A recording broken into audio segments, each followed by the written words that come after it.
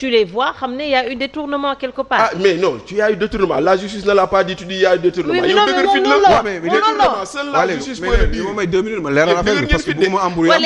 léegi c'est quoi la question moom mu leeral li mu wax. oui mais loolu la mais mënu ko leeral nag. parce que duma leeral poto lampe yi duma la ko leeral. dafay yomb trop. non poto lampe yi moom mi dégg na ko. non non dégg na ñëpp dégg nañ duma ko sax leeral man leen rek laa wax dama ne fii depuis 20 ans 30 ans tous les mais yow ministre de la république yi fii ku bàyyi doo liggéeyate ku ci arrêté parce que da nga perdre sa poste wala sa parti moo daanoo wala sa régime moo daanoo dootoo liggéeyate tu ne travailles plus parce que am nga li nga téye li nga dundee toute la vie. oui mais loolu aussi des fois c'est culture suñu culture la ñun. enfin on se dit qu'on a occupé yenn poste de responsabilité on va plus dem di nekkaat. mais xamul tax loolu d'accord na. mais c'est pas parce que xaalis moo tax mu koy. non mais xamul tax mu ko def. non ba yegg rek culturellement. non parenthèse non au-delà du fait culturel. au-delà du fait c'est parce que ils ont suffisamment d'argent. pour vivre parce que ku amul xaalis di nga liggéey. d'accord ku amul xaalis sax. comme loo denc di nga dem liggéey par force. liggéey nañ ba dee Bachir. waaw nee na poto lampe yi moom du ma la koy parce que il en a entendu parler dans tous les cas. non c'est-à-dire que l'affaire de l'affaire de poto lampe que j'ai entendu si c'est celui-là dont on parle lu ñuy wax du dëgg. mooy bu Azer bi. oui parce que on nous dit que le marché c'est 124 000 poteaux. xam nga nu mu tuddati poto bu nekk 1000 francs loolu ça fait 124 milliards alors que le marché coûte 91 milliards xanaa marché bi kenn du ko jëndee ay poto kese toog kon nag bu fekkente ne affaire bi yeggul dañ ko arrêté mais bu fekkente ne affaire bi yeggul dañu arrêté affaire bi waaw mais d'accord rek mais processus bi dañ ko coupé dañ ko coupé yeggul terminé bu terminé woon fi nga wax moom la yegg si on nous dit qu'on doit acheter 124 000 poteaux à 1 million de francs et que le marché au total. ëpp na ko 91 milliards la. kon kay ça veut dire xanaa fil du am câble du am. non ëpp na ko kon nag arrêtons de parler de ça. non c'est que dafa yeggul non c'est que dafa yeggul. alors ñu ñëwaat. oui maintenant non dafa yeggul non yow moom dossier dafa doon def entre parenthèses rek. voilà maintenant au fonds Covid. yow nga xanaa ñu jox la benn dans l'affaire du fonds Covid. oui il y a plusieurs choses. oui. benn c'est vrai que ñoom Mortalla dañoo xëy ñu ne sunu milliard du res. on avait vendu à l'opinion que 1000 milliards avaient été mal gérés. Effectivement. loolu la ñu doon wax nit ñi mais on se rend compte que d'abord 1000 milliards n'a jamais été mobilisé parce que quand tu lis le rapport de la Cour des comptes on te dit que les sommes effectivement mobilisées tournent autour de 760 milliards ou 770 milliards loolu lay benn sur les 770 milliards sur le 85 recommandations yu am ci rapport Cour des comptes bi 85 recommandations la am 13 moo ci recommandation yoo xam ne nee nañ topp leen ñii ci yoon jàpp nañ ni lii leerul ouverture d'une information judiciaire demandée 13 la somme totale des informations judiciaires demandées boo ko calculer c'est 6 milliards 6 donc de 1000 milliards ça fait 0,6%. si tu es 700 millions c'est 1%. loolu ngay njëkk a leeral boo fa jógee tu vas dire effectivement si on regarde performance quand on te dit que 99% de ce que tu as géré est bien géré c'est un indicateur quand même qu'il faut regarder maintenant 1 franc ak 1 milliard laa yemale alalu réew mi la.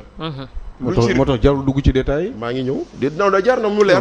parce que la montagne sàcc la rek bu mais non xamul tax laisse-moi finir 6 milliards. ah 6 milliards 600. c'est important 6 milliards 600. ñu leeral aussi. maintenant bu loolu jàllee. te du luubal aussi. bu loolu jàllee il nous faut également respecter la présomption d'innocence. non d'accord. Donteele moi je trouve et je pense que sunu procureur de la République il n'a pas respecté la présomption d'innocence. Ah bon? Ah oui. En quoi faisant? Les qualificatifs qu'il a utilisés sont des qualificatifs qui accusent, qui ont même condamné des gens avant même que les gens ne soient jugés. Comme ban? La ñett qualificatif la. Il a dit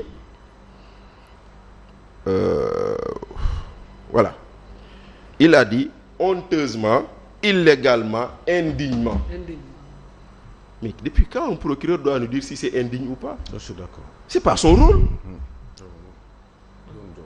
Honteusement, depuis quand c'est un procureur qui doit nous dire c'est honteux ou c'est pas honteux? Parce que tu as sorti 3 mots dans un contexte. Grand, wax ma ak yow. Wala dara. Tu peux te taire un instant s'il te plaît, wax ma ak yow. Ah.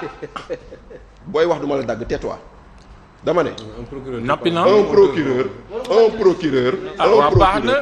un procureur il qualifie des faits, il regarde des indices, des infractions sur la base de cas mu ne topp naa nit et que lui-même en poursuivant quelqu'un ça ne fait pas de lui un coupable. Loolu il faut le dire. Maintenant quand un procureur nous dit honteusement il est frauduleusement, ça veut dire que c'est avéré pour lui. Ça veut dire que c'est avéré pour lui. Sa conviction on s'en fout, on s'en compte pas. Un procureur peut te poursuivre pour une infraction nga ñëw ñu bàyyi la. Voilà. Un procureur peut te poursuivre pour détournement de deniers publics nga ñëw ñu requalifier les faits. Parce que sa conviction ne compte pas. Son opinion ne compte pas. C'est le cas de Lat Diop. Mais kon nag léegi nag loolu bu ngay wax boo fa jógee nga saluer lu ñu def ni exercice de transparence booy saluer. Parce que man dama jàpp ni il y a des cas ou des situations sur lesquelles notre justice doit s'expliquer, se prononcer. Je suis d'accord. Ça, c'est excellent. Et je salue ça. Mais xam nga loo ciy teg. Xam nga loo ciy teg. ñu bëgg reddition des comptes. Bu ñu dem une reddition des comptes pour 54% des Sénégalais yi votent le PASTEF. Parce que on est bu boobaa dans le règlement de compte. Ndaxte tey jii nii. Les procureurs qui ont parlé, avec les qualificatifs qu'ils ont utilisés, c'est à la limite comme si Ousmane Sonko qui parlait. C'est des accusations yoo xam ne warul leen. Maintenant, procureur, il ne poursuit pas s'il n'est pas convaincu de quelque chose. On est d'accord. Mais tu respectes la présomption d'innocence. Nga jóge ko foofu noonu nga ñëw. La même diligence bu ma gis, j'aurais aimé la voir quand quelqu'un nous a dit gis nañ ci ay comptes yi plus de 1000 milliards. Gis nañ ñu ubbi information judiciaire ci loolu. mais boobu rek tamit boobu ne xel nangu ko. loolu doy na waar de waaw mais d'accord bu boobaa procureur nañu ne xel nangu ko donc c'est classe sans suite comme ça on saura qu'il n'a pas dit la vérité. Très bien. Mais gisuñu loolu. mais c'est son patron. Quand mais même. oui On peut pas dire à son patron. kon nag boobaa nag qu'on ne nous dise pas que ce procureur bi il est indépendant. Quand un DG nous dit. J'ai des preuves yoo xam ne sur un marché bu jaarul yoon nañu ma woo ma wuy si. wallaahi ONAS. ana mu tey. kenn faalewu ko. Donc si on veut nous dire que oui ça a été fait c'est bien mais il manque des choses yoo xam ne amul loolu mooy looy wax. D'accord. Léegi nag loolu boo fa jógee nag. nga dugg ci leneen nen ne cautionnement ne veut pas dire être coupable. Il faut le dire aux Sénégalais. Oui, ça aussi. Waaw, moi j'ai entendu le procureur financier nous dire que nous avons recouvré. Le recouvrement impose le recouvrement suppose qu'il y ait une dette. Il y a pas de dette nga bëgg a recouvrer. kër yi ñu def ci tur état. Mais procureur financier bu naan nous avons recouvré 15 milliards. Mais waxul Sénégalais yi lu am. mais loolu nous avons mis la main sur 15 milliards oui mais c'est pas du recouvrement. mais da ko bindoon wala da ko wax. da ko wax da ko doon lire. da ko wax. est-ce que da doon lire wala da doon wax ni.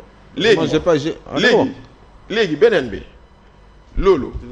toi tu viens l'argent là il ne t'appartient pas.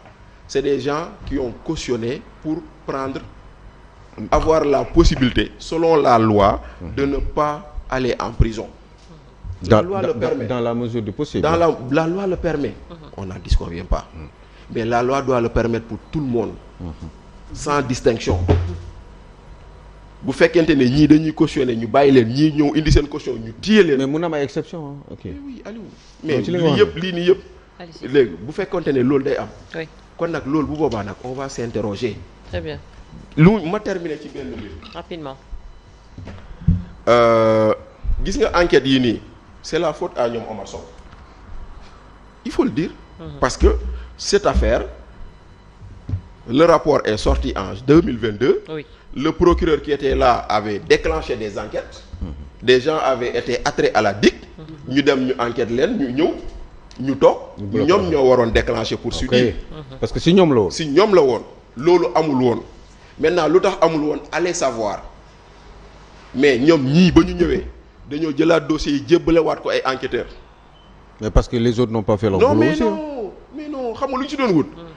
que les DAGE ñu yoole seen ay ministres. waaw mën na nekk. parce que man waxtaan naa si ak koo xam ne il a été auditionné dañ ko ne yow li nga doon def est-ce que jotoo woon instruction sa ministre bu la ko doon defloo.